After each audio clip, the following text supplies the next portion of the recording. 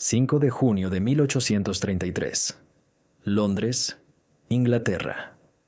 Dentro de un espacioso salón bañado por la luz de los candelabros en Dorset Street, el denso humo de los cigarrillos se mezcla con el aroma de costosos perfumes y cera caliente. La alta sociedad de la capital británica se ha reunido en una de las famosas veladas de sábado. Damas con voluminosos vestidos de seda y caballeros con frac conversan animadamente, sosteniendo copas de cristal. Pero en el centro de esta habitación, sobre una pesada mesa de roble, se alza algo completamente ajeno a una recepción aristocrática típica. Es una torre de latón, acero y estaño relucientes, un intrincado entrelazado de engranajes, cilindros y palancas, acoplados entre sí con una precisión increíble. Junto al mecanismo se encuentra un hombre de rasgos afilados y mirada penetrante. Es Charles Babbage, un matemático e inventor de 40 años. Pone una mano en la manivela de metal y comienza a girarla. Un chasquido rítmico e hipnótico resuena por la habitación. Los engranajes metálicos se ponen en movimiento. Los números en los cilindros se suceden. La máquina calcula. Resuelve complejas ecuaciones polinómicas de forma completamente autónoma, sin la intervención de la mente humana. La mayoría de los invitados observan este dispositivo como un juguete divertido, un truco ingenioso creado para entretener a un público aburrido. Pero entre los invitados se encuentra una joven. Tiene 17 años. Tiene el rostro pálido, el pelo oscuro y rizado, y unos ojos enormes y atentos. Mientras los demás admiran el brillo del metal, ella ve algo completamente diferente. Ve los hilos invisibles de la lógica, encarnados en forma física. Ve la pura matemática que ha cobrado cuerpo. El nombre de esta joven es Ada Byron. Y esta noche cambiará para siempre no solo su vida, sino también el curso de toda la historia humana. Para comprender cómo la mente de esta joven dama fue capaz de asimilar lo que estaba fuera del alcance de las mentes brillantes de su época, debemos retroceder en el tiempo. Imaginen la Inglaterra de principios del siglo XIX. El 10 de diciembre de 1815. En este día nació Augusta Ada Byron. Su padre fue Lord George Gordon Byron, el poeta más famoso, escandaloso e impredecible de su tiempo. Su madre fue Anne Isabella Milbank, una mujer estricta, religiosa e increíblemente educada, a quien el propio Byron apodó en broma la princesa de los paralelogramos, por su pasión por la geometría y las ciencias exactas. Su matrimonio fue una catástrofe que duró menos de un año. Cuando Ade solo tenía un mes, Annabella huyó de su marido llevándose al bebé. Lord Byron pronto abandonó Inglaterra para siempre, rodeado de rumores, deudas y escándalos. Nunca volvió a ver a su hija y murió en Grecia cuando Ade solo tenía 8 años. Lady Byron vivía en un miedo constante y escalofriante. Temía pánico que la sangre venenosa de su padre corriera por las venas de su hija. Creía que la poesía, la imaginación y las emociones impredecibles eran una enfermedad que conducía a la locura y la depravación moral. Para salvar a Ada del destino de Lord Byron, su madre ideó para ella un plan de crianza despiadado y sin precedentes. El antídoto contra la poesía debía ser las matemáticas. Desde muy temprana edad, la vida de la niña estuvo sujeta a una disciplina severa. Estaba rodeada de institutrices, profesores estrictos e hileras interminables de números. Mientras otras niñas de su edad jugaban con muñecas y aprendían a bordar, Ada estudiaba geometría euclidiana, astronomía, latín y francés. Imaginen una biblioteca en una vasta mansión de campo. Pesados lomos de cuero, el olor a polvo y tinta, el chirrido de una pluma de ganso sobre papel grueso. La jornada de estudio podía durar hasta 14 horas. Si la niña mostraba signos de fatiga o desobediencia, la obligaban a permanecer inmóvil sobre una tabla de madera durante horas, para inculcarle sumisión y aguante. El retrato de su famoso padre en la casa estaba firmemente cubierto con una tela verde. A Ada se le prohibía incluso mirar su rostro hasta cumplir los 20 años. Pero el plan de Lady Byron sufrió un revés inesperado. Los estrictos límites de las fórmulas matemáticas no mataron la imaginación de Ada. Al contrario, le dieron a su mente la herramienta perfecta para volar. Ada comenzó a percibir las matemáticas no como una ciencia árida, sino como el lenguaje divino en el que está escrita la sinfonía del universo. A los 12 años, Ada decidió que quería volar. Abordó esta tarea no como una niña soñadora, sino como una verdadera ingeniera. La niña comenzó a estudiar metódicamente la anatomía de las aves, investigando las proporciones de las alas en relación con el cuerpo. Exploró diversos materiales: seda, papel, alambre y plumas. Incluso escribió un tratado ilustrado que tituló Flyology, donde dibujó diagramas de alas y reflexionó sobre cómo se podría usar el vapor para impulsarlas. Ya entonces, en su cabeza nació la idea de que la fuerza mecánica podía combinarse con la gracia natural. Sin embargo, su salud era frágil. Durante su adolescencia, sufrió una grave enfermedad, probablemente encefalitis o sarampión, que la dejó postrada en cama durante casi 3 años. La mayor parte de este tiempo ni siquiera podía caminar. Pero la parálisis de su cuerpo solo hizo que su mente trabajara con el doble de fuerza. Tumbada en el silencio de su habitación, resolvía mentalmente los problemas matemáticos más complejos. Para cuando Ada cumplió 17 años y empezó a salir en sociedad, Inglaterra se encontraba en el epicentro de la revolución industrial. El mundo estaba cambiando rápidamente. Se construían fábricas por todas partes. Denso humo negro salía de altas chimeneas de ladrillo. Las máquinas de vapor impulsaban pesadas máquinas de acero y los primeros trenes se precipitaban ruidosamente por vías recién tendidas. El trabajo humano estaba siendo reemplazado masivamente por el de las máquinas. Pero en esta nueva realidad mecanizada existía un problema oculto pero mortalmente peligroso. Era el problema de los cálculos. El Imperio Británico se basaba en la navegación, el comercio y la ingeniería. Para navegar barcos en mar abierto, diseñar puentes y construir ferrocarriles se requerían enormes volúmenes de tablas matemáticas, logaritmos y funciones trigonométricas. A principios del siglo XIX, estas tablas se calculaban a mano por personas que eran llamadas precisamente así, calculadores. Eran decenas de empleados de oficina sentados en escritorios realizando interminables y agotadoras sumas y restas. El cerebro humano se cansaba. Las personas perdían la concentración. Los errores eran inevitables. Un solo error en la séptima cifra decimal de una tabla de navegación podía hacer que una enorme fragata naufragara contra las rocas en la oscuridad de la noche. Debido a errores humanos en los cálculos, miles de personas morían y se perdían millones de libras esterlinas.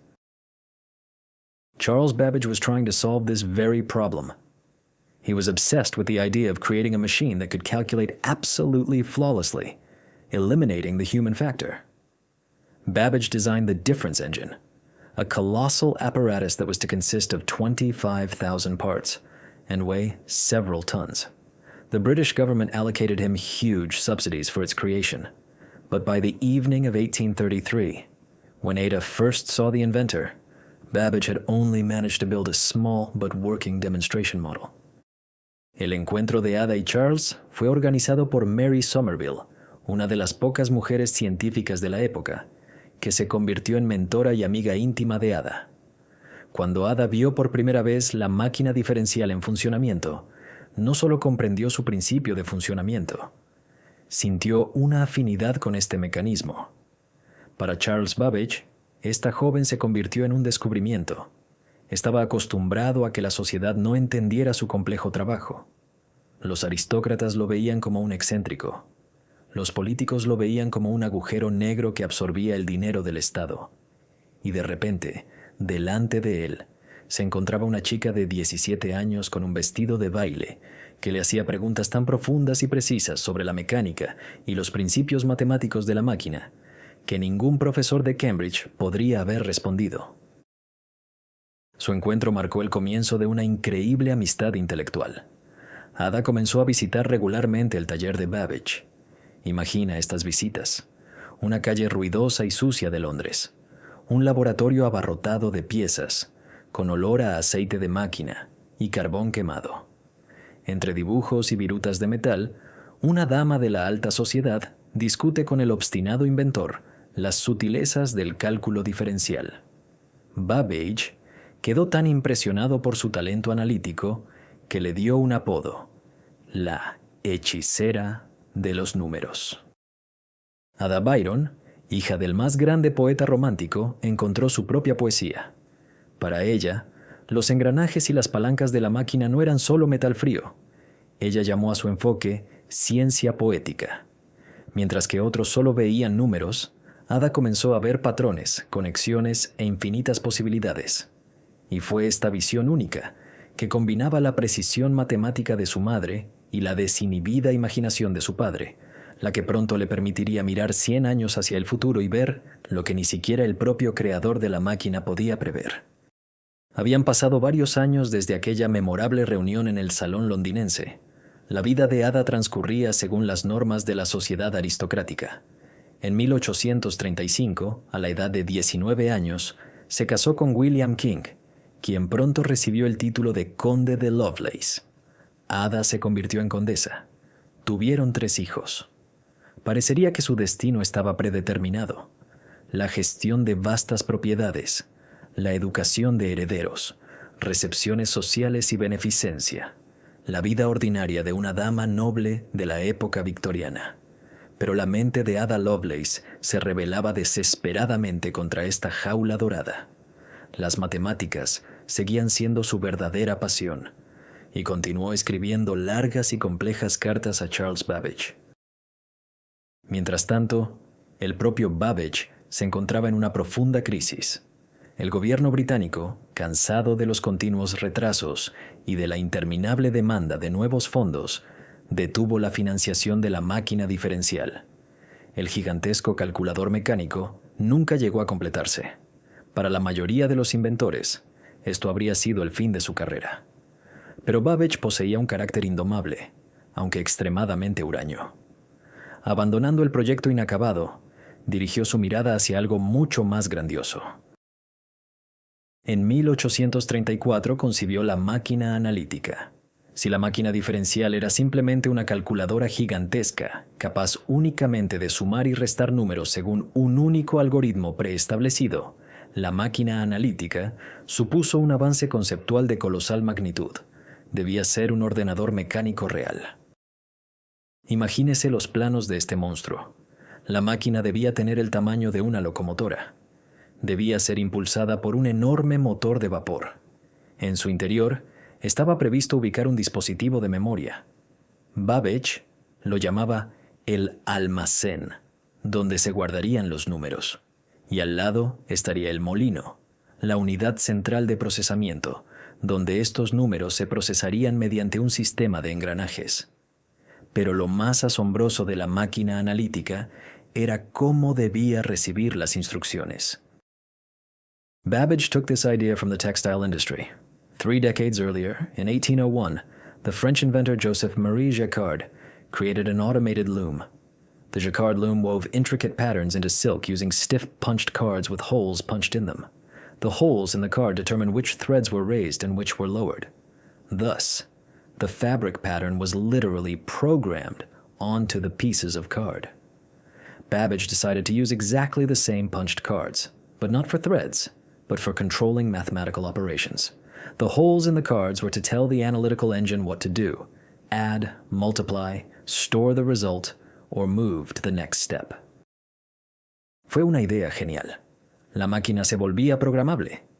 Pero Babbage era un pésimo divulgador de sus propias ideas. Se peleaba con los ministros, despreciaba a los periodistas y no sabía explicar claramente sus planos al público no preparado. Los científicos británicos se mostraron escépticos y burlones ante su nuevo proyecto. Nadie en Inglaterra quería darle dinero para una máquina de engranajes y vapor que solo existía en el papel.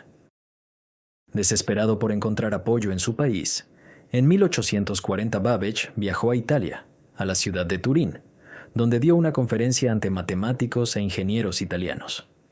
En esta conferencia estuvo presente un joven ingeniero militar. Luigi Menabrea, quien más tarde se convertiría en primer ministro de Italia. Menabrea quedó fascinado con la idea de Babbage. Escuchó atentamente, tomó notas y 2 años después, en 1842, publicó un artículo detallado sobre la máquina analítica en una revista científica suiza. El artículo estaba escrito en francés. Esta publicación marcó un punto de inflexión. Charles Wheatstone, amigo de Babbage y Ada, propuso a la condesa Lovelace traducir el artículo de Menabrea del francés al inglés para una revista científica británica. Ada tenía 27 años. Aceptó la oportunidad con entusiasmo. Era su oportunidad de volver a la gran ciencia, de escapar de la rutina de la maternidad y de las obligaciones sociales.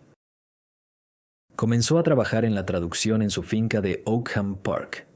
Imagínatela sentada ante un pesado escritorio, rodeada de montones de papeles, diccionarios franceses y complejos cálculos matemáticos.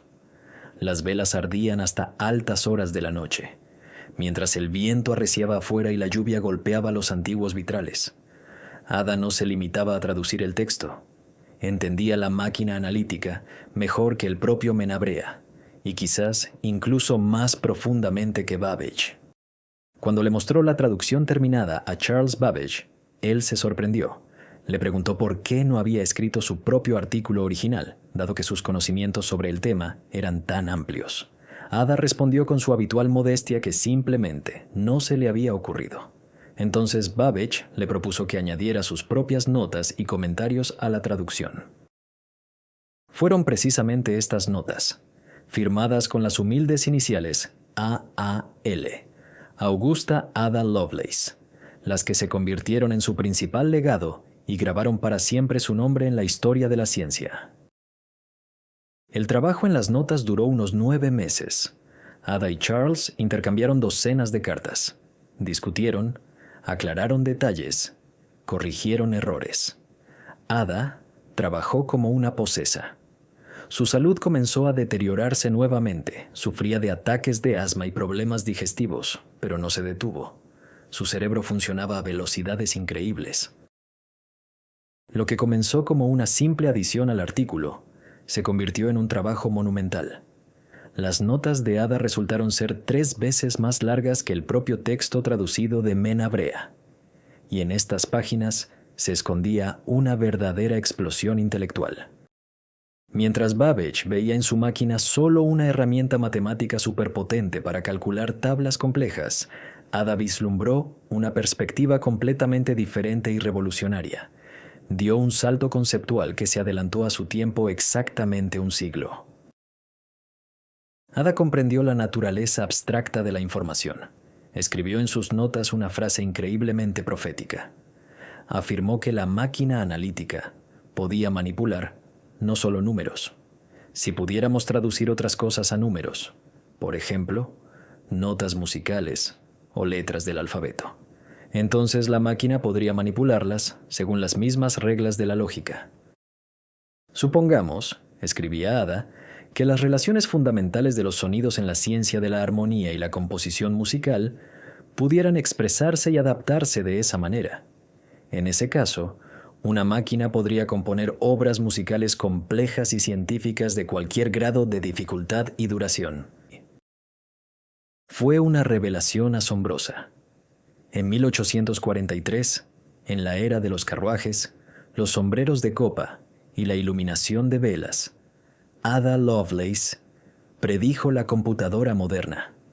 Ella anticipó que una máquina de cálculo podría ser una herramienta universal. Ella predijo la música digital, los gráficos digitales y el procesamiento de textos. Ella entendió la esencia de lo que hoy llamamos programación, la separación del hardware, la máquina física y del software, el conjunto de instrucciones.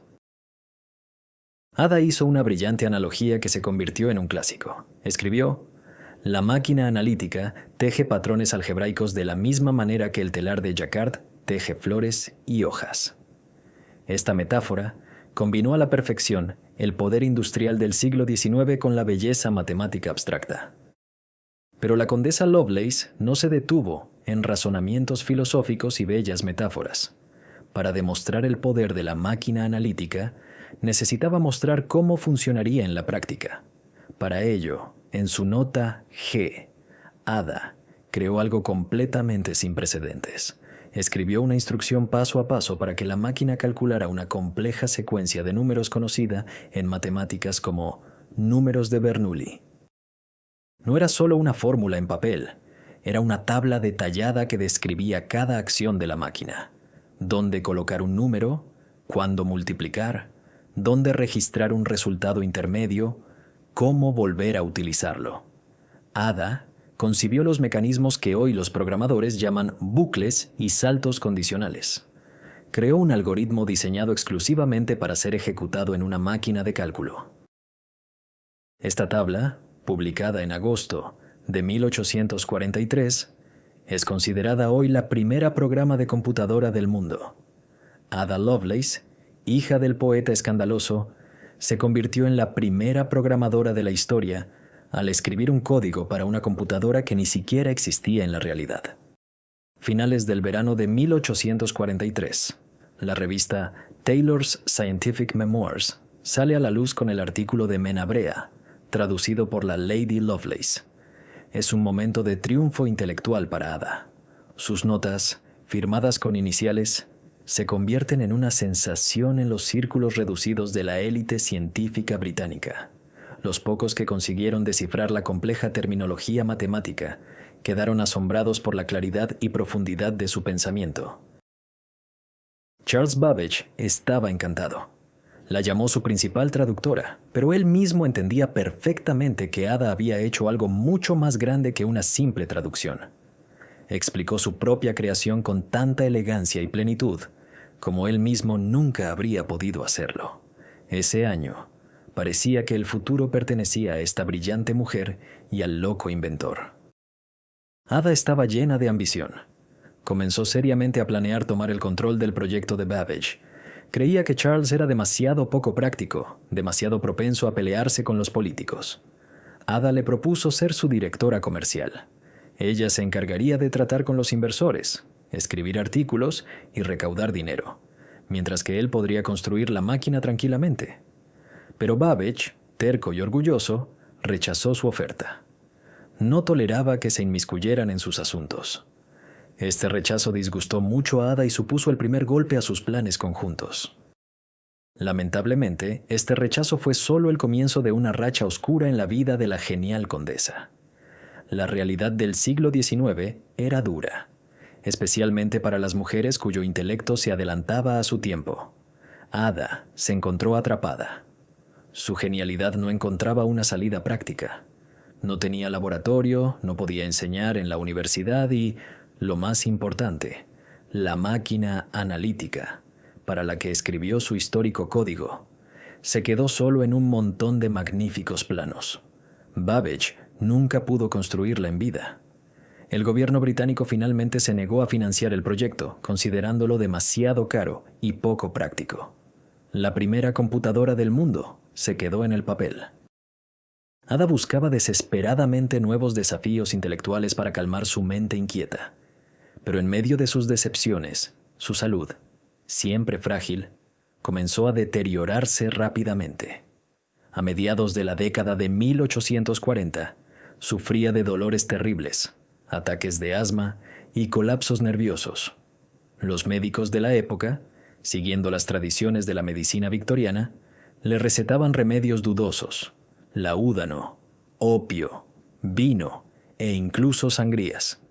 Esto solo empeoraba su condición. Para distraerse del dolor y escapar de una realidad opresiva, Ada se sumergió en los juegos de azar. Su mente matemática, acostumbrada a buscar patrones, decidió encontrar la fórmula de la apuesta perfecta y ganadora en las carreras de caballos. Abordó esto de la misma manera que abordaba la máquina analítica, con cálculo frío y fe en el algoritmo. Imagina los sindicatos clandestinos que Ada organizaba con sus amigos, largas noches estudiando las estadísticas de los caballos, complejos modelos matemáticos de probabilidades y enormes apuestas. Pero los caballos vivos no resultaron ser tan predecibles como los números de Bernoulli. El sistema matemático perfecto falló. Ada perdió sumas colosales de dinero. A principios de la década de 1850, se encontró hasta el cuello de deudas. Incluso tuvo que hipotecar los diamantes de la familia de su marido para saldar sus deudas con los corredores de apuestas. Esta pasión secreta y destructiva provocó un escándalo familiar. Mientras tanto, la salud de Ada continuaba deteriorándose rápidamente. Los médicos le diagnosticaron un terrible cáncer de útero.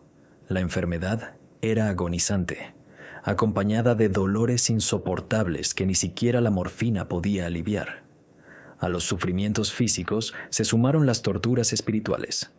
En los últimos meses de su vida, regresó su estricta y severa madre, Lady Byron.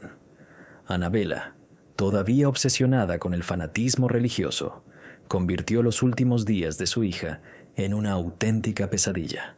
Apartó a los amigos de Ada, la obligó a confesar sus pecados y la forzó a reescribir su testamento. Ada Lovelace, la primera programadora, visionaria y genio matemático, falleció el 27 de noviembre de 1852. Tenía exactamente 36 años, la misma edad que su padre, Lord Byron, cuando murió en Grecia. A pesar de todos los esfuerzos de su madre, justo antes de morir, Ada pidió ser enterrada junto a su padre en la cripta familiar de los Byron en Nottinghamshire. La niña, a la que se le prohibió incluso mirar el retrato de su padre hasta los 20 años, encontró la paz junto a él, Tras su muerte, el nombre de Ada Lovelace fue prácticamente olvidado.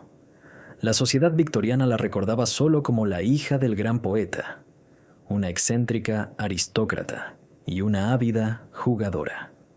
Los planos de la máquina analítica de Babbage se cubrieron de polvo en los archivos. El sueño mecánico murió. El mundo continuó calculando tablas manualmente, utilizando arcaicos aritmómetros, y pareció que las geniales ideas de la condesa se perdieron para siempre. Pero las ideas no mueren, solo esperan su momento. Ha pasado casi un siglo. A mediados del siglo XX, cuando el mundo se sumió en el caos de la Segunda Guerra Mundial, la necesidad de cálculos complejos se volvió crítica.